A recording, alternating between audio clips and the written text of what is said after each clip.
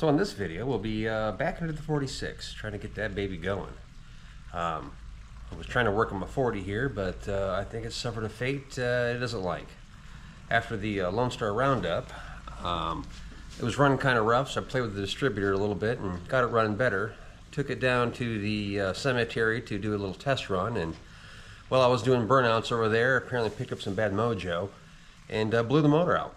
It's running on 7 cylinders currently and pouring oil out of it, which it shouldn't do. So this thing's toast. Made it down to the Hot Rod Showdown. Hot Rod Showdown is a pre-war show put on by the Duke's Car Club. It was actually held at a ghost town this year, which is pretty cool, except it was a rain out. Whatever. Still showed up, had a beverage or two, and we're on our way. Bought a hat, by the way. So stay tuned.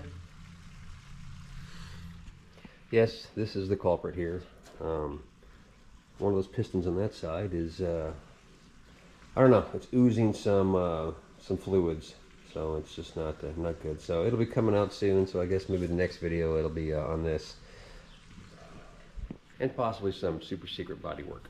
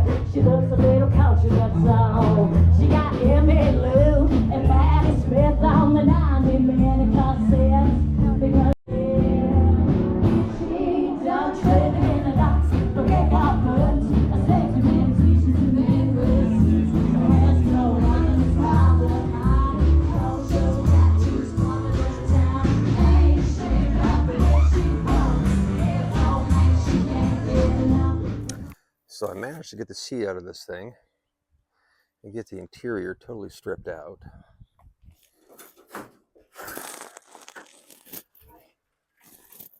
And it's super solid inside. It must have had about 1,000 acorns in here, so apparently there was a squirrel nest at one point. I didn't bother recording this because it was mostly horrific, and I would like to block it from my long-term memory. But it is clean, so I'm going to take and seal the insides of the doors and the quarters and everything I can, and then start doing the upholstery. The seats were full of mud daubers and whatnot, squirrel turds, stuff like that. Good times.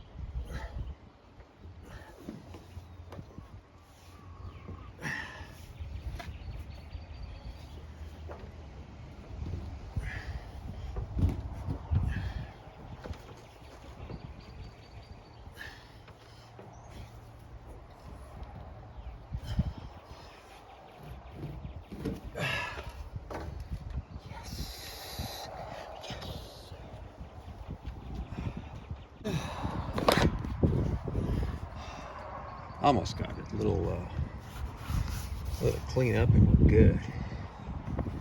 I finally got my tires in. So that's nice. Gonna yank these wheels off, send them out to the tire shop, probably paint the wheels, I guess. Get those mounted, and then technically it's drivable at that point. I just need to reassemble it. I'm gonna sand it down and paint it prior to that.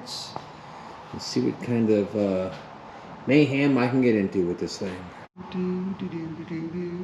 I also bought a new camera, so let me see how this damn thing works. Hopefully it's got better settings than the last one. Better mic anyway. I don't know. I really have no idea what I'm doing, but I'm having fun, so that's really all that matters, right? Also getting ready to lower this thing. It was happened to by chance that at the show there was a car from Michigan that had showed up, which happened to be a 47 sedan, and it was lowered just the way I liked it. I took a bunch of pictures of it, and then Sunday night, or actually Saturday night, I had got a text message from somebody needing to do some repairs on a radiator. They had blown it out. So they had showed up here to work on it, and it just happened to be the guys who were driving to that car, as a matter of fact. Some of the rumblers out of Michigan and Phoenix. Funny story, they were driving from Phoenix, and when they hit El Paso, they'd hit a bump and broke the radiator mounts and broke the radiator. They went to a radiator shop in El Paso, and they fixed it. Turns out that they actually just put silicone on the crack and painted it silver and let them go on their way. A pretty screwed deal, by the way. So after limping along, and God knows how long it took them to get to Austin, they finally arrived and went to the show. Ended up coming over here Sunday afternoon, welding new brackets on there, patching up the radiator, and it looks like they made it home. So that was a good deal. But anyways, to my benefit, I was able to climb under his car and look at all the suspension, so I'm really just going to copy what he did. So I went ahead and ordered a new front spring, and I'm going to change the rear cross member just like he did, so that should be pretty cool. So stay tuned.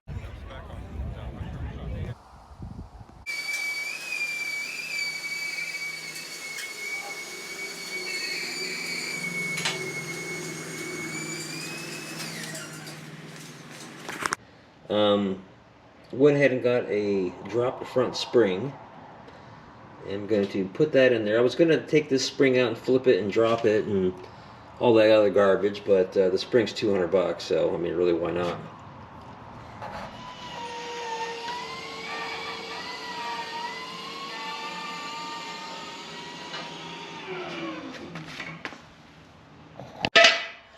$10 Harbor Freight jack. That isn't going to work. Somebody's going to die, and that will be best if that person wasn't me. Ah, yeah. There we are. That'll not work. Fuck. Everything's a work in progress. So I didn't have the right jack, so I went ahead and used just a post to set the car on, which is probably why women live longer than us, because we're apparently stupid, but I'm sure it'll still work for the next 5 minutes.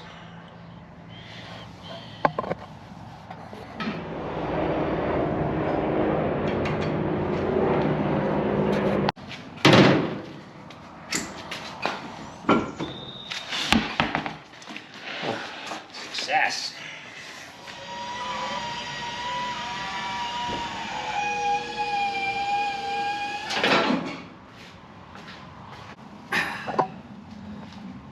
Like they say, safety second, or third, whatever.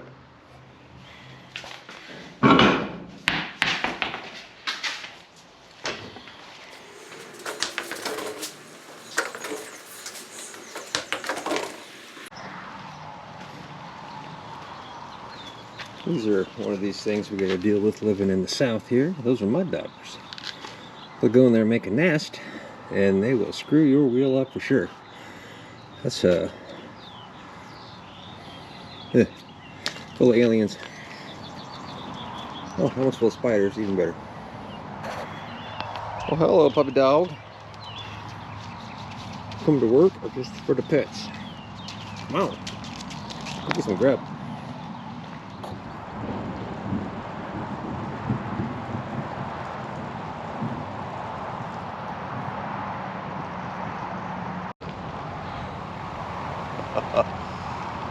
There's a little weather rolling in.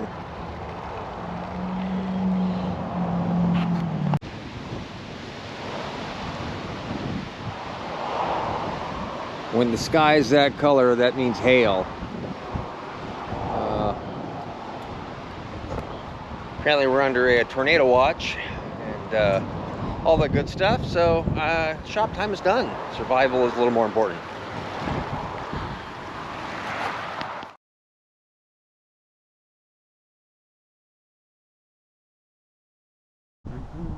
So we survived the weather last night. Had a nice little thunderstorm and hail and a tornado about 30 miles away, but we pulled through and unscathed. Anyway, so it's a nice day to sit out here and clean the tires and wheels on my car so I can get them mounted. Trying to decipher what the date codes on these old Allstate tires are, and the best I can tell, they're from 1969. Let me show you. DOT, that guy right there.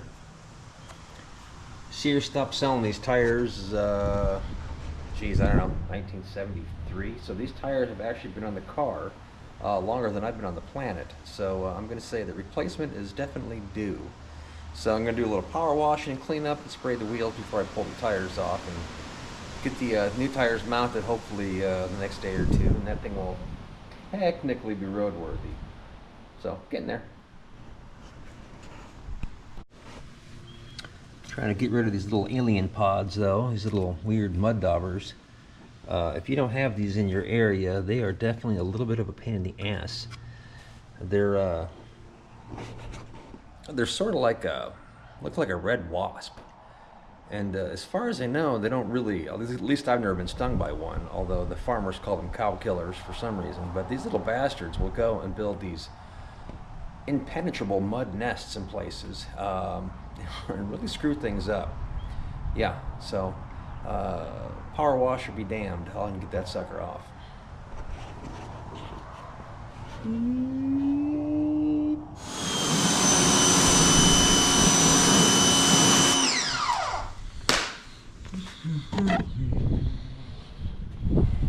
I do have one Firestone here. This is the spare. It probably, best I can tell, is original to the car. I'm not sure about that date code, but I don't know. We'll see. Unfortunately, this wheel is not in greatest shape.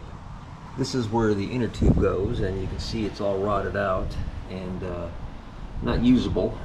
I'm not quite sure what happened, whether it got water in it or what the story is, but this thing was in the spare tire compartment, and again, it's probably been there for, God knows, 40 years, who knows. But luckily I can use the spare, so I'll have to pull this apart and fix that up and eventually get it mounted, which I'm sure I'll put off forever and never do, and then get it flat and have it get towed. But it's a long story, we've all been there. Anyways, so one thing I noticed about the wheels, none of them have any wheel weights. Not a single one on any of the wheels. These things must have been just as lumpy as hell going on the road.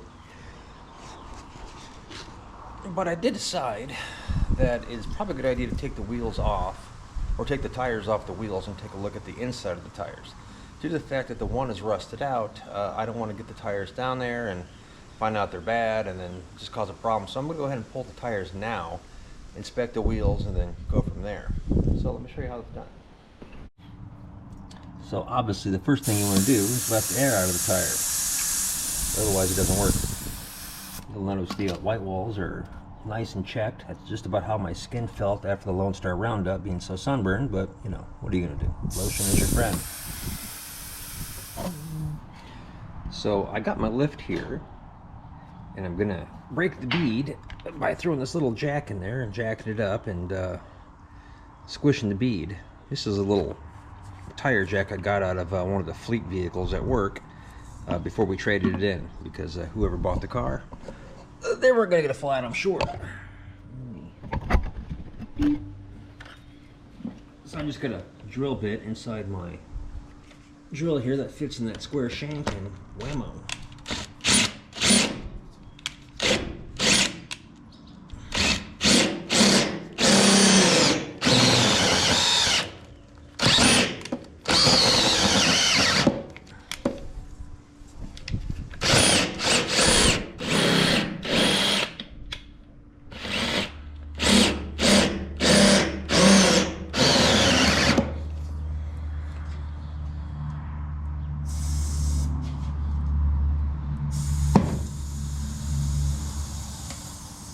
There we go, just had to release the air pressure. Now I can go ahead and pop that off all the way.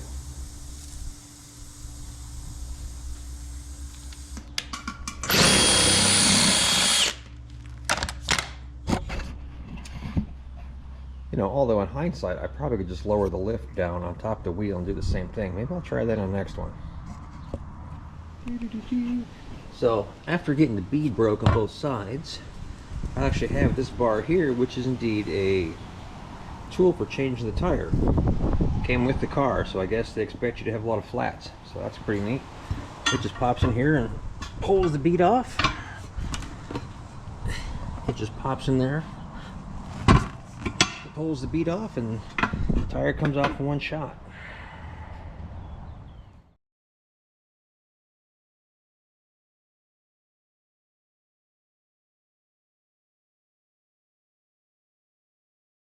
So after spending a few minutes getting the beads and tires separated, the wheel is in awesome condition, so that is great news.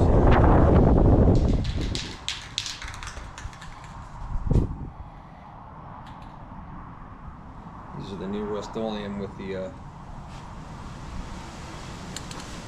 got the little spray adapter here. I've never seen this before, so this will be fun to play with. I'm going to go to a number 4 because I'm a number 4 kind of a guy. Oh, look at that.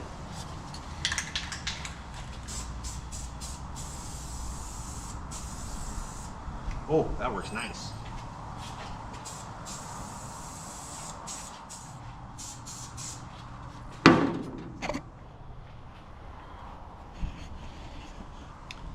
Personally, I really hated respraying the wheels, but somebody sprayed primer on the other ones and I just can't get it off. So the original paint is long gone, unfortunately. So super excited, the mail just came and my new glasses showed up. Now, normal people wouldn't think that's a big idea, but I haven't had glasses to wear really for about the last 4 months. Laura had bought me a nice set of glasses, which I really liked. And I had them for almost 2.5 weeks before I lost them. So I tried finding them, of course, and was no success. And I didn't want to tell her because God knows I didn't want to hear it. So after about 3 or 4 weeks of walking around basically half blind, she figured out that I didn't have any glasses.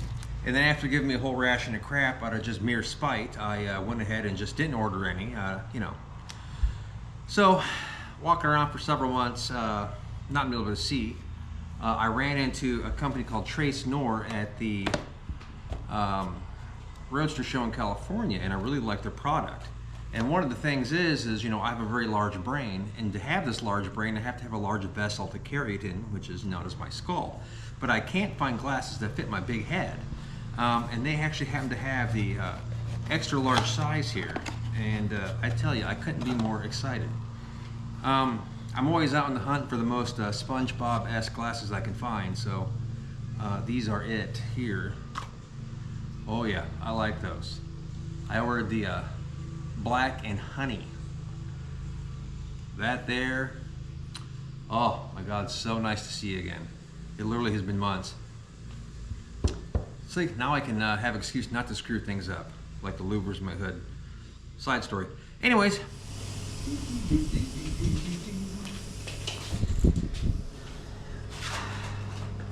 So these are inner tube tires, which means you got to use an inner tube, which is a little bit of a trick of which I don't know at the moment.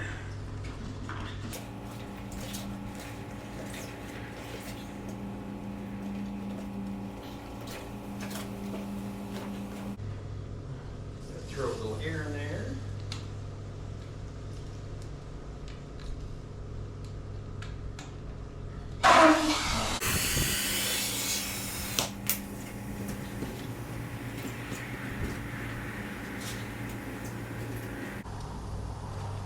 Little liquid soap here.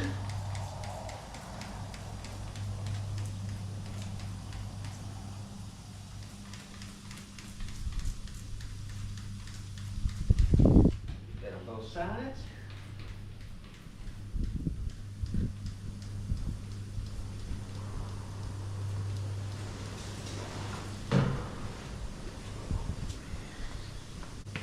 Find my handy tire tool. I'm not sure what this is actually called, but I don't know, ass slapper, maybe, I don't know. Beep, beep.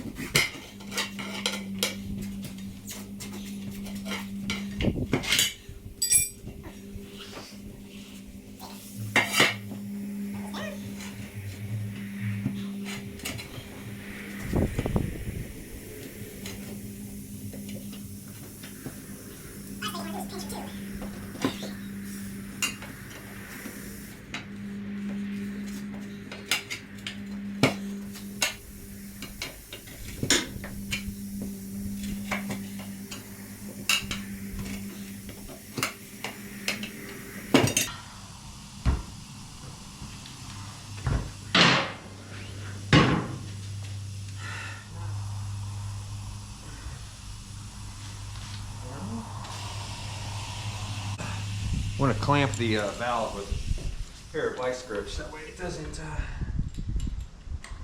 fall back in here.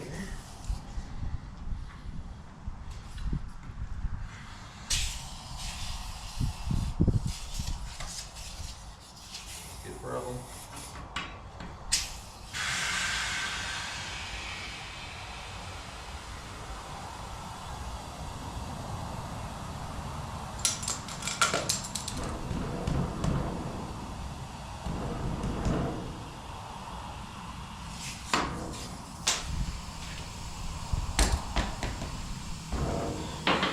And just like that. This thing actually works really well. It's hard to believe it came with the car. Now, I certainly could have taken those tires to a tire shop and had them mounted, which was kind of my plan, but typically when I do white walls, I like to do them myself. When I lived in Long Beach, there were so many different tire shops and lowriders and, you know, people who kind of understood how to mount a tire. Living in Austin, it's like living on an island. If I show up to Firestone with a set of white walls, they look at me like I had armadillos climbing out of my eyes. They have no idea what to do. And after having several tires ruined, after giving them specific instructions, I've since given up, really. So the tire spoon generally saves the day. I will take these and get them balanced because I'm sure they can not screw that up enough. But anyways, at least we're just about on the road. This great big bucket is ready to lay a new coat of primer on. Hopefully get it all one color. I was originally going to primer it brown, but Laura said that black and brown will make you frown, as they say. Plus it will look like a giant turd, and I couldn't get that on my head. So dark gray it is. And there you go, all primered one color. Sprayed it right here, of course, minding all environmental laws and safety. But it's all one color now, and looking a heck of a lot better than it did. Tossed my wheels and tires on there, or my wheels anyhow, so I can roll this thing out of here and start doing final assembly and get this thing on the road. All one color now. I need to scuff it down with the Scotch-Brite, sort of blend everything in, but that's about how it's going to look. I guess that's better than a brown turd. Got the wheels on there. I also pulled the springs out front and back so I can start figuring out how to lower this thing. I'm going to ship my axle off tomorrow to get dropped. Hopefully get this thing going as quick as possible. So I don't have anything to drive at the moment, so I got to get this thing going so the hot rod mayhem can continue.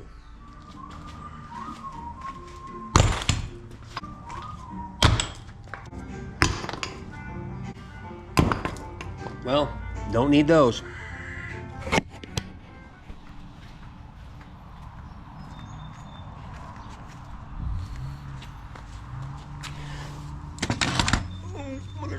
That's heavy.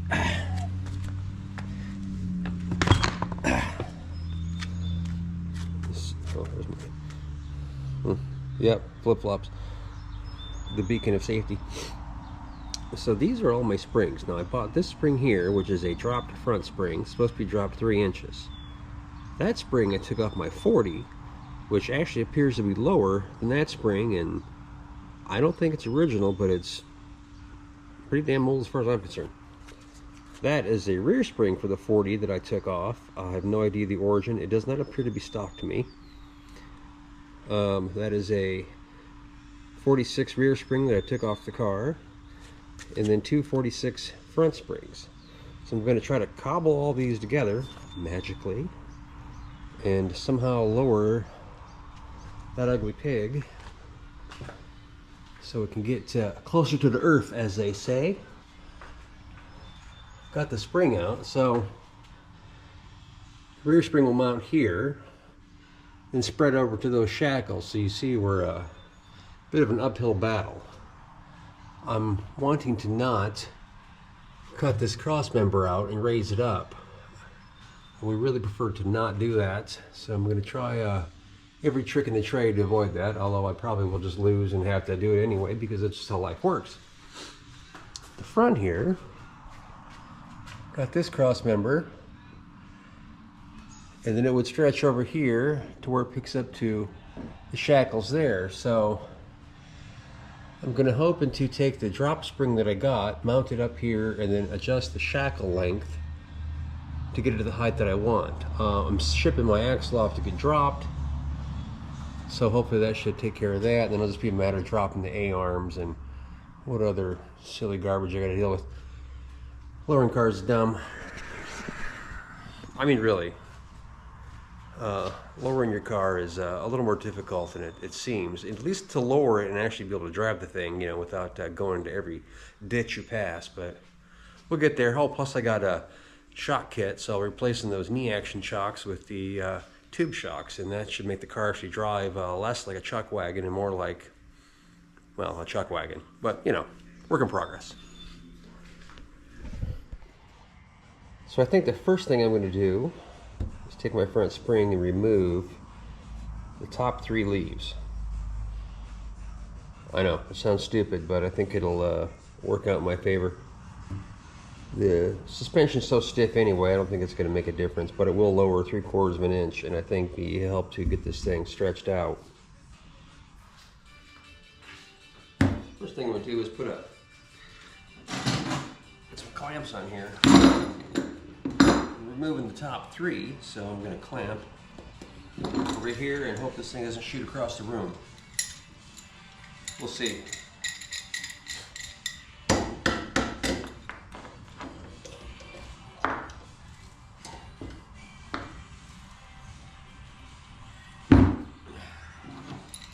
This spring already has reversed eye, so other than de-arching it, I don't think I'm going to do too much. I don't necessarily want to de-arch it yet, but we'll see how close this gets me into where I need, well, at least to where I want to be.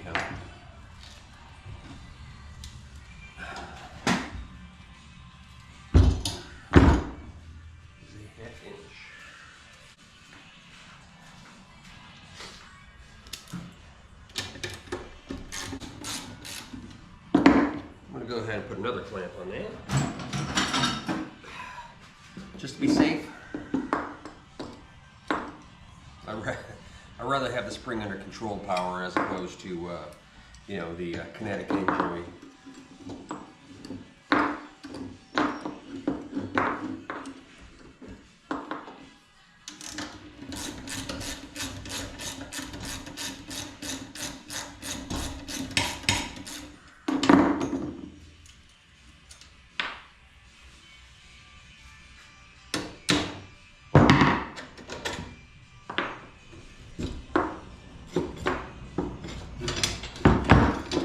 Ain't bad.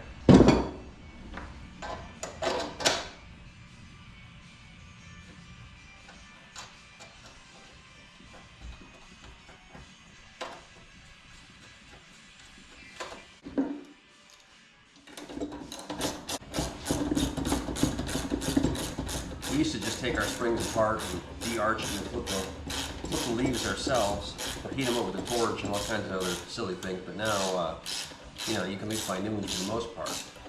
Although I couldn't find a replacement spring for the rear, only the front, so we're going to have to go old school on that one. Or I need to spend more time on the internet to find one. I don't know. We'll see.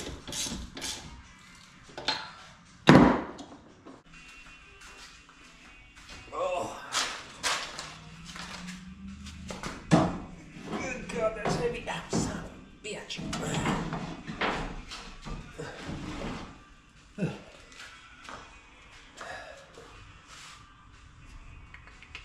That seems like a long ways off. So I got to sit on this piece of wood. I'm going to mount it up there, and then I'll jack up the piece of wood and see how much it flexes and how close it gets to the shackles.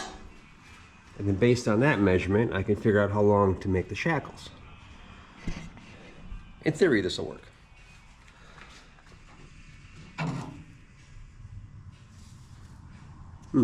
It's just dirt. Bottom of this car is filthier than my wife's mouth.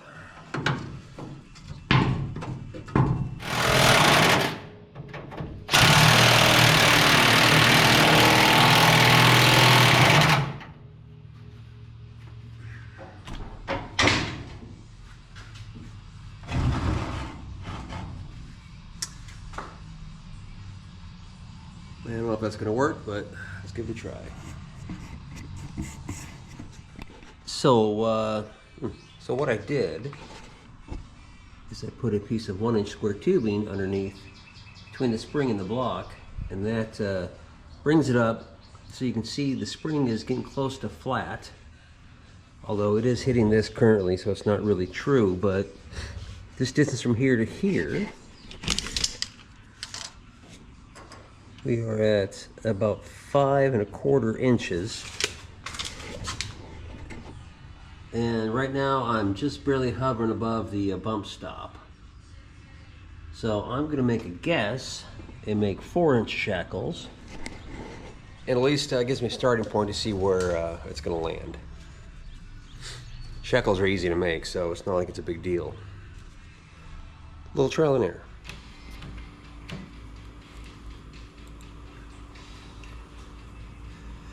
So I have this plasma table I bought a few years ago, and it is extremely handy.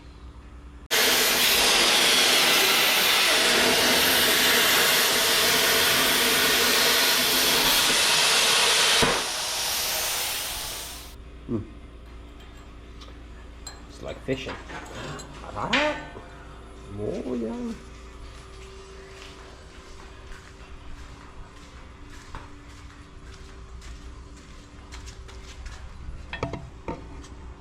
That'll probably work.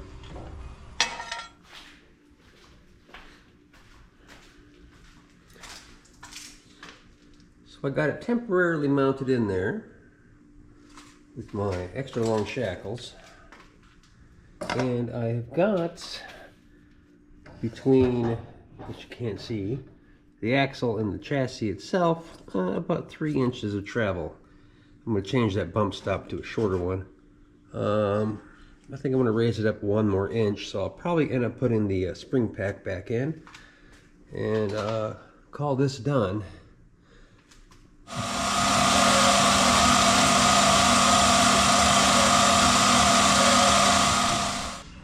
So in between all the torrential downpours and dog interruptions, all the other life's treats, I did able to get this thing bolted back together.